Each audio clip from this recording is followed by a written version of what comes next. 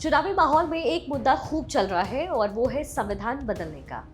विपक्ष खास तौर पर राहुल गांधी लोगों को ये डर दिखा रहे हैं कि अगर बीजेपी सत्ता में आ गई तो वो संविधान को बदल देगी। यहाँ ये बात याद रखिए कि संविधान बदलने का मतलब है संविधान संशोधन यानी अमेंडमेंट्स नहीं, बल्कि संविधान बदलने का मतलब संविधान को खत्म कर देना है। यानी राहुल गांधी ये डर दिखा रहे हैं कि अगर मोदी फिर से पीएम बने तो भारत में संविधान का अस्तित्व खत्म हो जाएगा और वो मनमानी से सरकार चलाएंगे। डिक्टेटरशिप के आरोप पहले से लगते रहे। तो ऐसे में जरूरी है कि हम ये समझें कि क्या भारत का संविधान कभी बदला जा सकता है या खत्म हो सकता है क्या? कोई पार्टी चाहे उसके पास कितना भी बहुमत क्यों ना हो, क्या वो कॉन्स्टिट्यूशन को रद्द करके अपना नया कॉन्स्टिट्यूशन बना सकती है? वैसे तो ये बहुत कॉम्प्लेक्स सवाल है, लेकिन हम कोशिश करते हैं कि आपको आसानी से समझा सकें। सबसे पहले शुरुआत करते हैं हमारे कॉन्स्टिट्यूशन के मिजाज से, उसकी आत्मा से। दरअसल हमारा जो संविधान है ना, वो रिजिड नहीं है, वो ना ही बहुत फ्लेक्सिबल है। यानी ऐसा भी नहीं है कि संविधान में लिखा एक शब्द ब्रह्म वाक्य हो, वही सही हो, उसके अलावा कुछ भी ना हो सके। व्यवस्था ये है कि अगर जरूरत पड़ी तो संविधान में लिखी गई चीजों को लोगों के फायदे के लिए बदला जा सकता है, अमेंड किया जा सकता है। लेकिन ऐसा भी नहीं है कि ये बदलाव इतना इजी हो कि जब मन में आया उठा करके चार बातें अपने मन से लिख डालिए। यानी हमारा कॉन्स्टिट्यूशन ना तो रिजिड है ना ही फ्लेक्सिबल है। ये क्लियर हो गया? दरअसल संविधान बनाने वाले जानते थे कि आज उनकी नजर में जो सही है हो सकता है कल वो वैसा ना रहे, इसलिए उन्होंने संविधान में एक बेसिक एडिटिंग का ऑप्शन रखा। जैसा आज ट्विटर या फेसबुक पे होता है ना, व्हाट्सएप में भी, कि पोस्ट करने के बाद भी अब जरूरी लगे तो एडिट कर सकते हैं, वैसा ही संविधान में भी है और इसे संशोधन की प्रक्रिया के जरिए किया जाता है। अब ये जो संशोधन की प्रक्रिया है, जिसे अमेंडमेंट्स कहते हैं, उसमें बहुत सारे पॉइंट्स होते हैं। उसको समझने के लिए आपको संविधान का आर्टिकल 368 जानना पड़ेगा। इस आर्टिकल में संविधान को कैसे एडिट किया जा सकता है, कैसे अमेंडमेंट किए जा सकते हैं, उसके बारे में जिक्र किया गया है। अब यहाँ पर इसके मुताबिक कॉन्स्टिट्यूशन में किसी भी तरह के बदलाव के लिए दो तरह की मेजॉरिटी चाहिए होती है। पहला है सिंपल मेजॉरिटी और दूसरा है स्पेशल मेजॉरिटी। सिंपल मेजॉरिटी क्या है?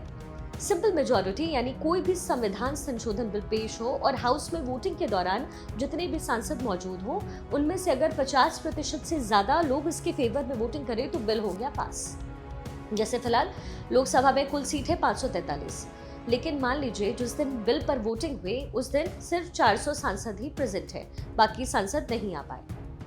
तब अगर 201 या उससे ज्यादा सांसदों ने सपोर्ट में वोटिंग कर दी तो बिल पास हो जाएगा। ये हो गई सिंपल मेजॉरिटी।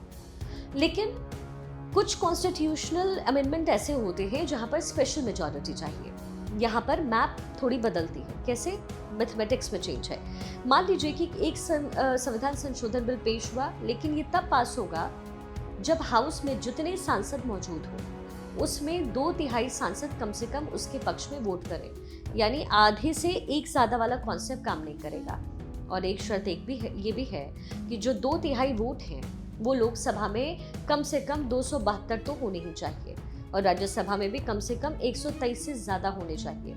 ये है स्पेशल मेजॉरिटी। इस मेजॉरिटी के जरिए fundamental right, directive principle of state policy जैसी बेसिक चीजों को थोड़ा सा उसमें अमेंडमेंट या बदलाव किया जा सकता है।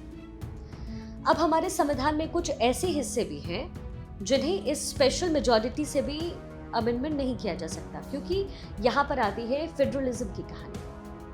दरअसल भारत एक फेडरल देश है जहां राज्यों के पास अपनी ताकत है और जाहिर है राज्य मनमानी नहीं कर सकते, इसलिए केंद्र के पास भी थोड़ी ज्यादा ताकत है राज्यों के मुताबिक। अब संविधान का जो एक बड़ा हिस्सा है वो तो राज्य केंद्र जो है अपने दम पर संशोधित कर सकता है, लेकिन कुछ ऐसे हिस्से हैं जो राज्यों के दायरे में भी आते हैं। और अगर ऐसे विषयों पर कोई आपको बदलाव करना है संविधान में, तब आपको स्पेशल मेजॉरिटी के साथ साथ पूरे देश भर में जितनी विधानसभाएं, जितने राज्य हैं, उनकी आधी से ज्यादा विधानसभाओं की भी परमिशन लेनी होगी। और जैसे जीएसटी का उदाहरण आप ले लीजिए, जब जीएसटी लागू हुआ तो इसे पास कराने के लिए संसद में स्पेशल मेजॉरिटी तो ली ही गई, इसके अलावा आधे राज्यों से भी इसे मंजूरी दिलवानी पड़ी। तो अब सवाल उठता है कि अगर ऐसे ही संविधान को बदला जा सकता है तो क्या कोई सरकार जिसके पास स्पेशल मेजॉरिटी हो, क्या पूरा का पूरा संविधान बदल सकती है? या इस संविधान को खत्म करके कोई नया संविधान ला सकते हैं? तो इसका जवाब है नहीं। ये संविधान खत्म नहीं हो सकता और ना ही इसे पूरा का पूरा बदला जा सकता है, फिर चाहे आपके पास कितने भी सांसद क्यों ना हो। वैसे आपने शिप ऑफ थीसिस के बारे में सुना होगा, यानी अगर एक जहाज के सारे पुर्जे या पार्ट निकालकर उसमें दूसरे पुर्जे फिट कर दिए जाए तो क्या वो वही जहाज रहेगा? या किसी गाड़ी की पुर्जे और उसके टायर इंजन सब बदल देंगे तो भी क्या वो वही गाड़ी रहेगी? नहीं। ज्यादातर लोगों का जवाब भी यही होगा कि भले ही उसमें पूरी तरीके से बदलाव हो, लेकिन उसकी पहचान नहीं बदलेगी। और यही हमारे संविधान के साथ भी है। संविधान में पहली बार 1951 में यानी लागू होने के महज 1 साल के अंदर ही पहला अमेंडमेंट हो गया था और तब से ये सिलसिला लगातार चल रहा है। अब तक कुल 127 बार संशोधन हो चुका है, यानी ऑन एन एवरेज लगभग हर साल 2 बार। इस लिहाज से देखें तो संविधान पहले के मुकाबले बहुत बदल गया है, लेकिन आज भी वो है वही संविधान, उसे माना वही जाता है। तो संविधान को इतना आसानी से बदला तो जा सकता है, लेकिन उसकी मूल भावना या उसके बेसिक स्ट्रक्चर को कभी नहीं बदला जा सकता। और ये साफ किया था सुप्रीम कोर्ट ने 1973 में। एक केस है जिसे कहते हैं पेशवानंद भारती केस।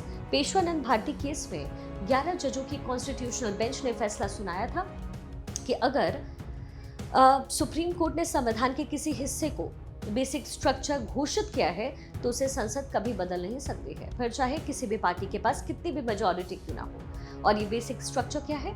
ये बेसिक स्ट्रक्चर है संविधान की प्रस्तावना, उसका फंडामेंटल राइट, सेक्युलरिज्म यानी धर्म निरपेक्ष कैरेक्टर और जुडिशियल रिव्यू। तो ऐसे में जाहिर है कि सरकारें अगर बहुमत में है तो कॉन्स्टिट्यूशन में अमेंडमेंट कर सकती है, लेकिन संविधान को इतना नहीं बदल सकती कि उसकी मूल आत्मा ही खत्म हो जाए। उम्मीद है कि आप पूरा कॉन्सेप्ट समझ गए होंगे और ये भी कि संविधान को लेकर जो राजनीति हो रही है उसमें कितना दम है।